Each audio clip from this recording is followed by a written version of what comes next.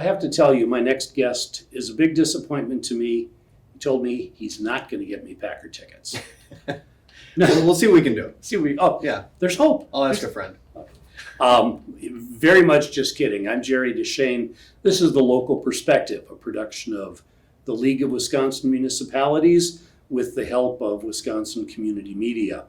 And my guest is the mayor of Green Bay, Mayor Eric Genrich. Yes, thanks for visiting. Thanks for having me on. Well, thank you for having us here. Absolutely. So, set the Packer tickets aside. Right. New mayor, former state legislator. You have a master's degree in library science. I do. How'd you end up here? Yeah, so it's a long and winding road, I guess. But I got an interest in politics sort of very early on. Not as early as some, but certainly when I was going to college, developed an interest in politics, and so got involved at the legislature. Worked in the legislature for Senator Hansen for a number of years. Worked for a congressman as well. But the second career was supposed to be librarianship. So I got the master's degree, worked as an IT librarian for Brown County, but was bitten by the bug of politics and couldn't quite kick it. So decided to run for the legislature in 2012.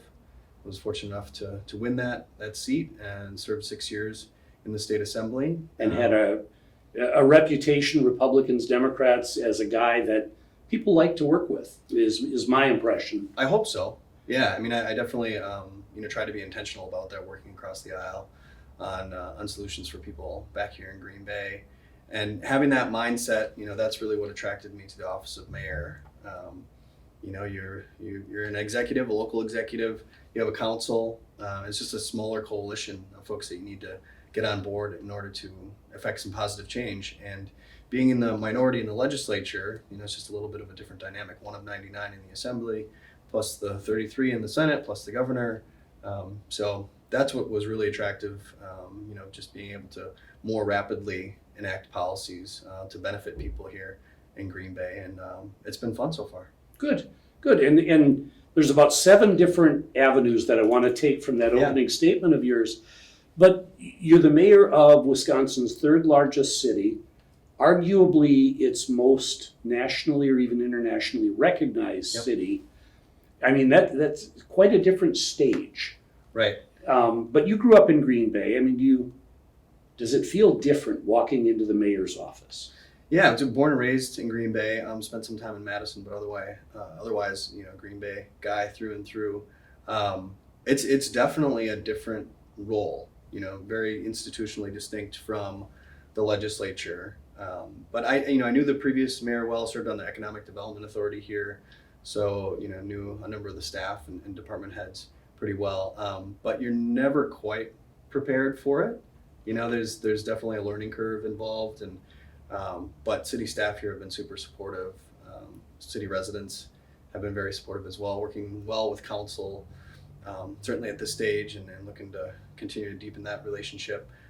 The chief of staff for the former mayor, I kept on, Celestine Jeffries, does a fantastic job for the city. Former school board member, former member of our city council here. So it was incredibly helpful to have somebody with the institutional knowledge, especially during that transitional period early on in the tenure. So that's made a huge difference.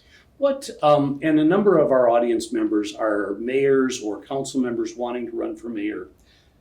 What was the one thing that was not what you expected coming into the mayor's office?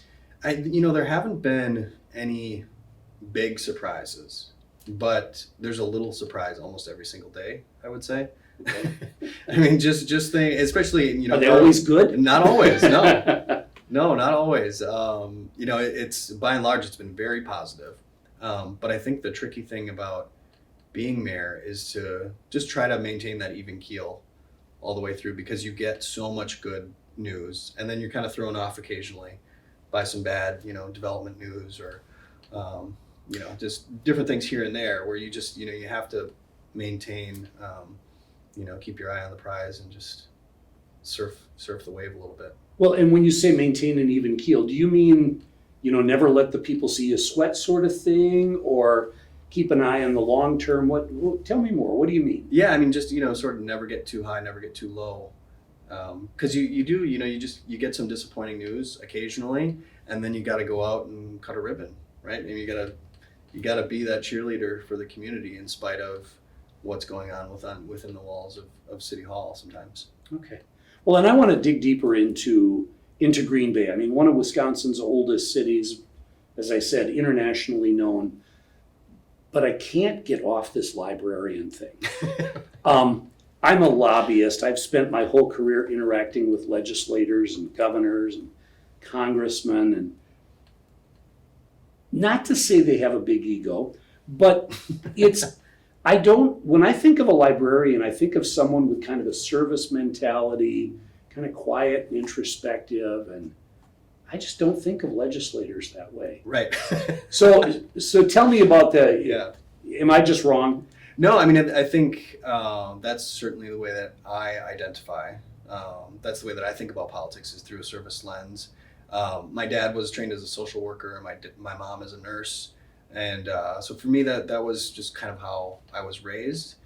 Service is really important, and that's what's attractive about politics. I think you don't see a lot of politician librarians, so I've thought about it a fair amount, trying to figure out what the similarities are. Mm-hmm. And I would say both are attractive to generalists, people who are interested Sure. in many different topics. And so that's absolutely true of a legislator and a librarian. A policymaker of any kind really has to have an interest, or at least feign an interest, right, in a number of different topics. And it helps if you're genuinely, curious about the world, which I think is true of good public servants and good librarians. I never thought about that. Now that you say that, I'm thinking of some of my favorite librarians. I did this once. I talked to one about a book that I'd read when I was 15 years old. No idea what the title was or anything like that. Yeah. Told her 2 or 3 things about it, and but you really are. Do they train you to, or is it just a natural curiosity? Yeah, I think that tends to come with those who are attracted to librarianship, is just kind of an interest in a lot of things. So that's certainly the similarity that I've identified anyway. But it's unique. I think there's a county board supervisor, Paul Nelson, Mm-hmm. who's a librarian. I met a German woman who was a librarian and a politician, but that's about it. That's my list at this point, and myself. So if you're going to form the librarian caucus, yeah, I'll be You'll meet looking. here. I'll be looking for a while. Well, and how does that generalist mindset and training help you in your role as mayor? Yeah, I mean, it gives me an excuse. The position of mayor gives me an excuse to be curious about the city, and just in an incredible variety of ways. And that was true of being a legislator to some extent as well. But there's, it's a moderately sized city, like you said, third largest in the state. But there's still so much to discover every single day. So many people that I'm still unfamiliar with. So it's great if you are. It's helpful if you're kind of built that way to have an interest in a lot of things and a lot of people. I'm trying to, we do the Local Perspective program once a month, and I'm trying to make sure I ask every guest, what's your local perspective?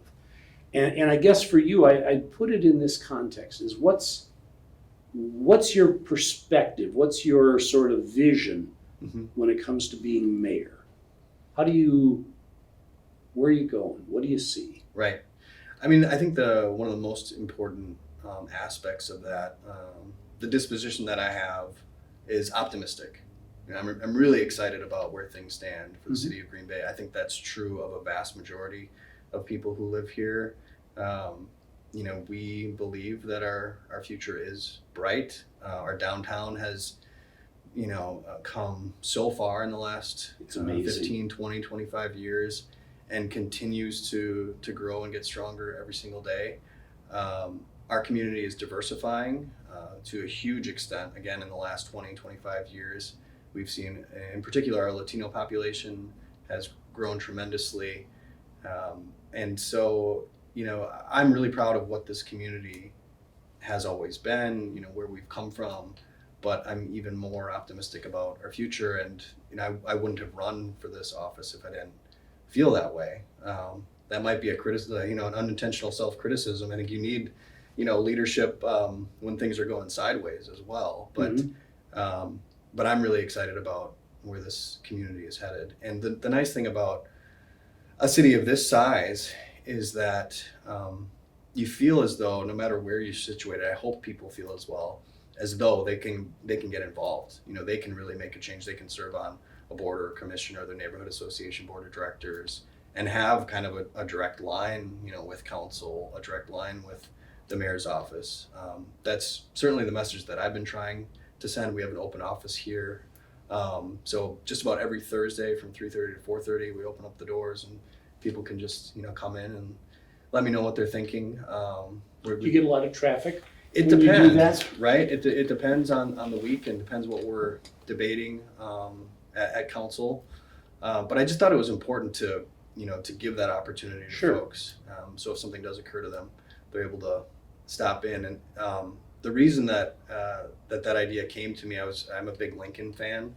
Not unique in that way. Abraham Lincoln, pretty popular president. But during the Civil War, like throughout his presidency, he, hours a day, he had just average citizens coming in, making their case, petitioning their government. And I'm like, if Abraham Lincoln can do this during the Civil War, we could probably do an hour a week at City Hall. Well, and it's, even though I've known you for a number of years, you're a very approachable, very humble guy, but do you find that a fair number of people in the city think, ooh, that's the mayor, that's the mayor's office? Right. Like that's sort of above and beyond, untouchable? Right. No, I think that's definitely an impression that people have of government in general, of City Hall. It can be very intimidating, especially to come to, a city council meeting or a committee meeting or something like that. So, we're also focused on pushing city business out into the neighborhoods. Mm-hmm. One thing that started right before I got here is the pop-up City Hall. So we have a number of city staff that'll travel around to different community events to just, be more accessible, more approachable, a little bit more casual. Because it can be intimidating, I think, for the average citizen to step outside of their comfort zone and come down to City Hall. So do you say pop-up City Hall? That's a new idea I'd not heard of before. Do you participate in those ever? I have. Okay. I have. Would like to do many more into the future, but yeah, we had the one that I participated in was at Aldo Leopold School.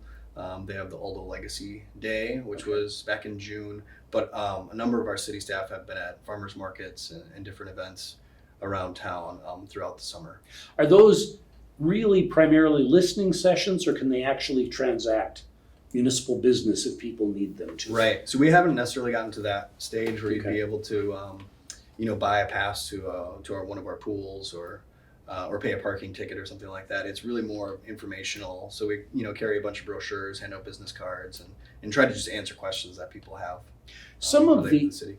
some of your fellow mayors around the state are looking at how they can get into using technology Mm-hmm. to do that. I was talking to Mayor Verwink over in Wisconsin Rapids, Right. and they have an app that people can use to report potholes or Mm-hmm.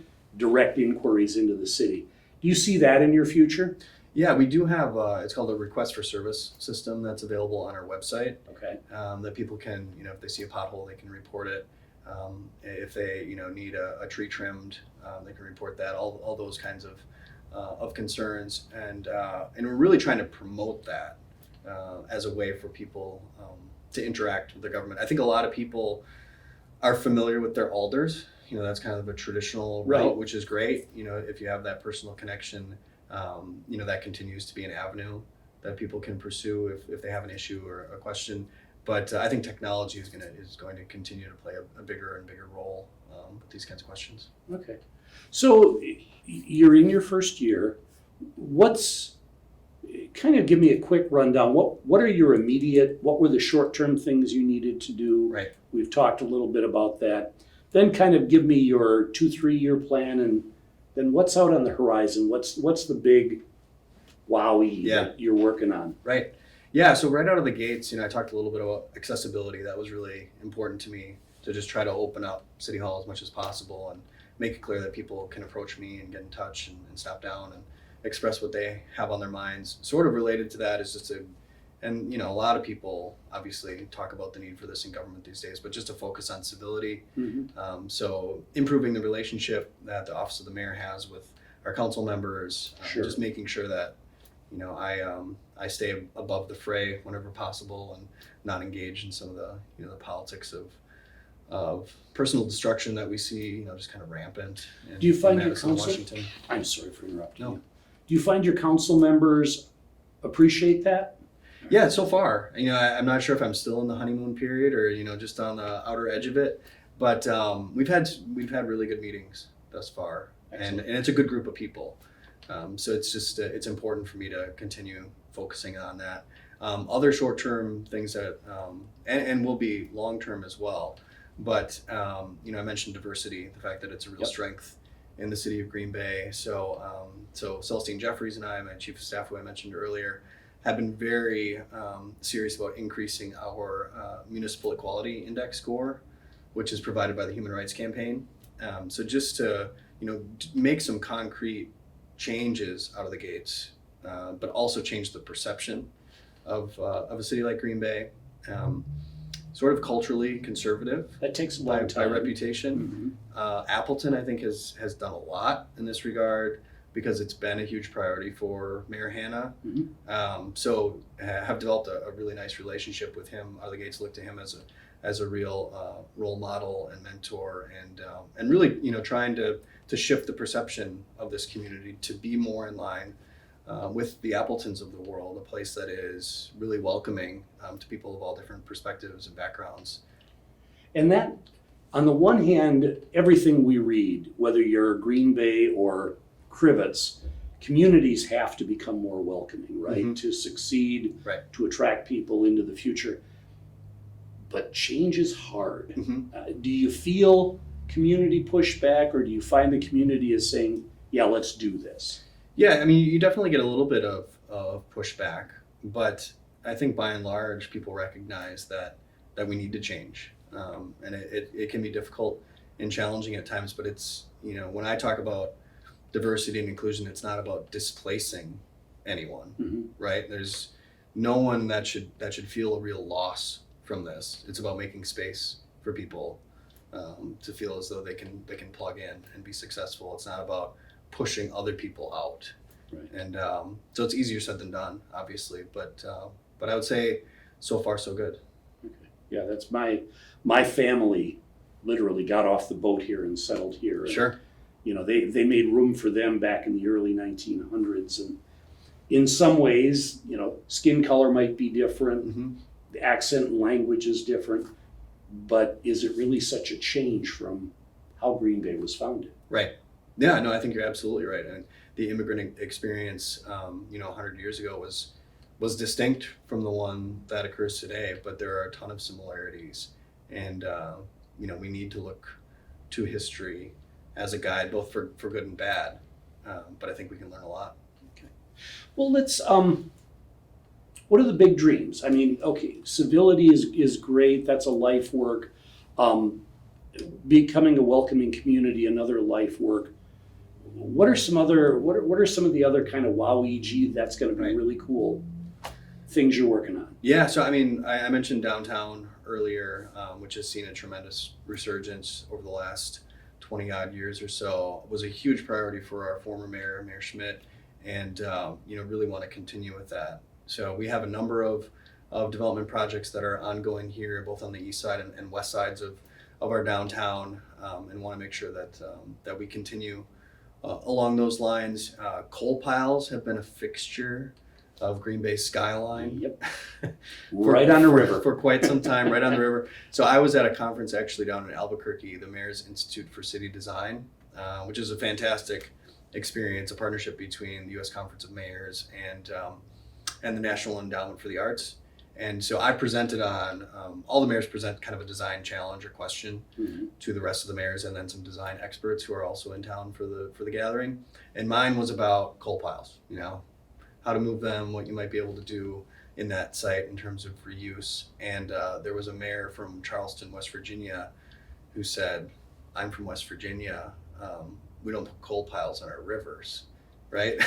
He's from West Virginia. From West Virginia, right? So it was actually good to sort of witness that outrage that people viscerally felt when they saw, this beautiful waterfront property being taken up. buy 36 plus acres of coal. So that's a long way of saying, that is also one of our major priorities. My priority as mayor is to relocate them to a more singularly industrial part of our city and free up that piece of land for some redevelopment.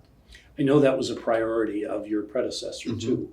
And challenging issue. Right. My uncle actually used to work for that coal company. Oh, sure. Many years ago. Yeah. Are you seeing progress? Is there hope? Yeah, so what gives us hope, a lot of hope in this area, is the fact that the Pulliam power plant has been decommissioned, is not generating power any longer, but still in the process of being kind of taken apart, dismantled by WPS. And they've burned coal there for 100 years or so. So that would be kind of the interim location where we would move these piles to.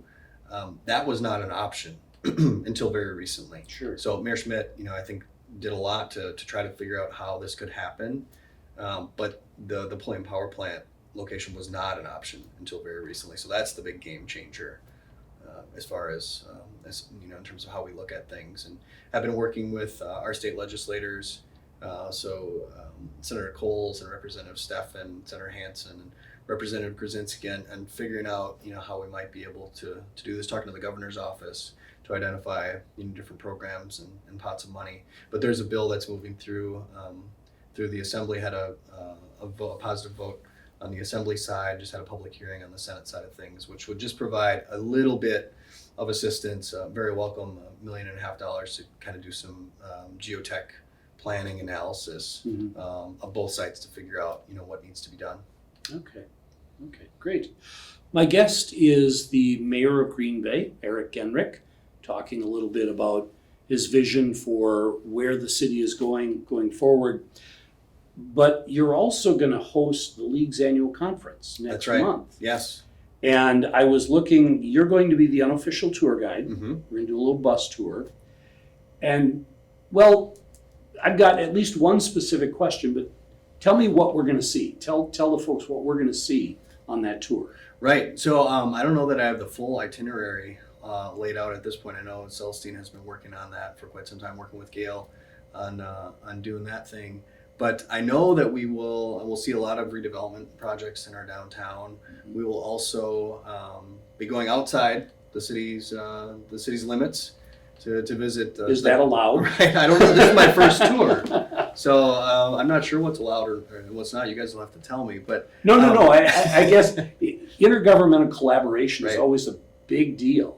So you've got Ashwaubenon, and that's what I was going to say. Yeah, so the Titletown district will be on the map.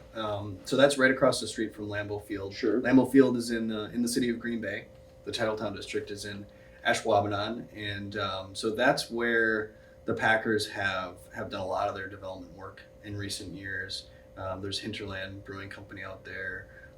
Bellin has a facility. There's Lodge Kohler, which is a really nice hotel, and Titletown Tech, a partnership between Microsoft and the Green Bay Packers. So so we just wanted to make sure that people were aware of what was going on out there across the street from the city of Green Bay. But we've got a really nice relationship with the village of Ashwaubenon. Mary Kardowski does a really tremendous job for the citizens of Ashwaubenon, and just wanted to send the message that regional collaboration and cooperation is something that we certainly believe in, and so want to show that off.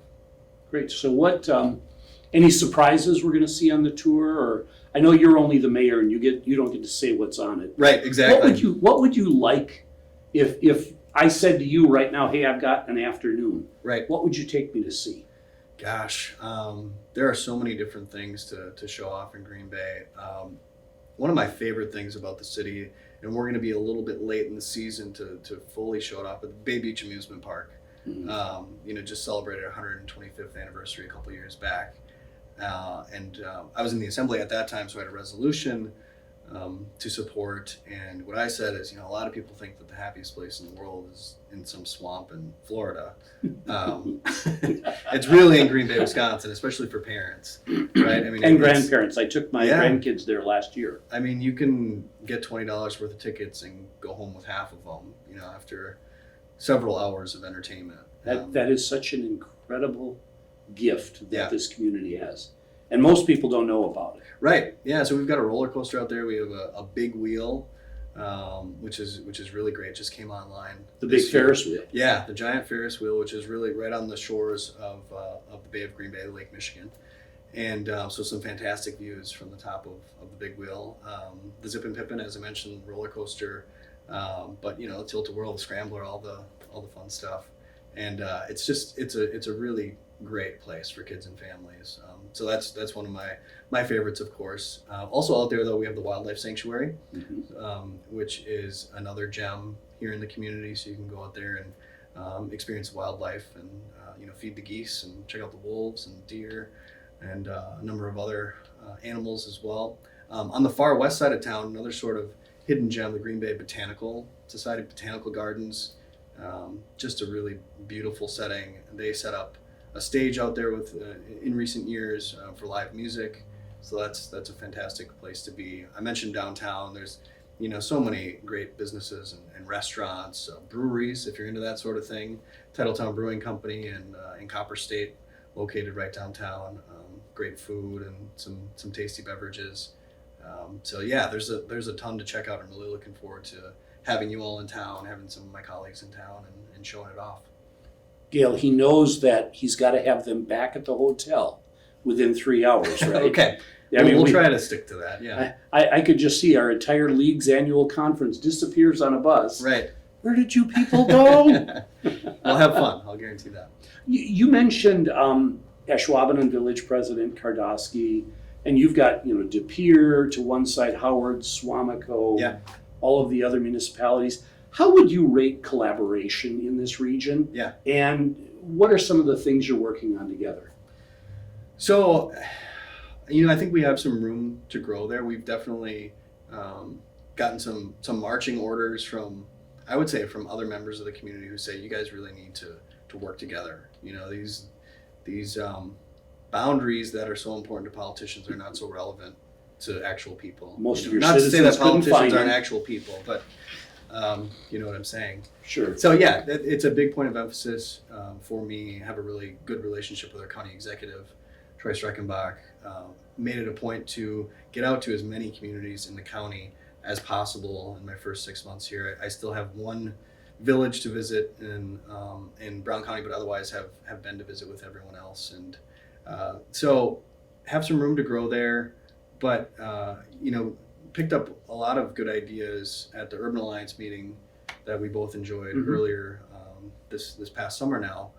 One thing that came out that Mayor Hanna mentioned was reciprocity in terms of parks down in the valley. And so that's something that our Parks Department is exploring here, trying to figure out if we could do sort of a universal pool pass that would allow you access to Green Bay pools, and as well as some of our surrounding municipalities. Our fire chief is really big on regionalism, has been an advocate for some fire district legislation, which I think I also mentioned at Urban Alliance. So, hoping to do whatever we can to foster some of those relationships. We've had an existing relationship with Village of Alloway for fire service for quite some time. So that's a great story of collaboration and something we hope to build on. Great. And I see by the clock here that we've already chewed up our time. But before we go, I mean, you sat in the legislature. Mayor Crawford down in Neenah has legislative experience. Mayor Barrett in Green Bay. What do you know now about cities that you wish you had known when you were sitting in the legislature? Well, it's something that I knew, but is obviously much more apparent to me now as we're moving into budget season, that it's really, really tough for local governments these days to balance our books, to pay our bills, given the fiscal restraints or constraints that we're living under, and hopeful that that we can get access to some additional tools to ease the burden a little bit and invest in what people are really asking us to invest in, and especially in terms of infrastructural needs, not just the roads, but those continue to be a huge need here in Green Bay and across the state, but also some of the stuff underground, the storm sewer and the sanitary sewer, some of the nitty gritty, The hardware. Yeah. And so as I said, that's something that I was aware of, but it's just much more obvious to me now, and I feel as though we're reaching, if not a breaking point, something close to it. And one thing that local leaders are not good about, which is a good thing, is complaining. But we need to be really strong advocates and be educators with both our residents and our legislators to make them, clearly aware of what we're facing. Great, and I think we will leave it there. My guest is Eric Genrich, the mayor of Green Bay, new mayor of Green Bay. Sounds like you've got some wonderful plans and visions, and welcome aboard. Yeah, thanks so much for being here. Thank you.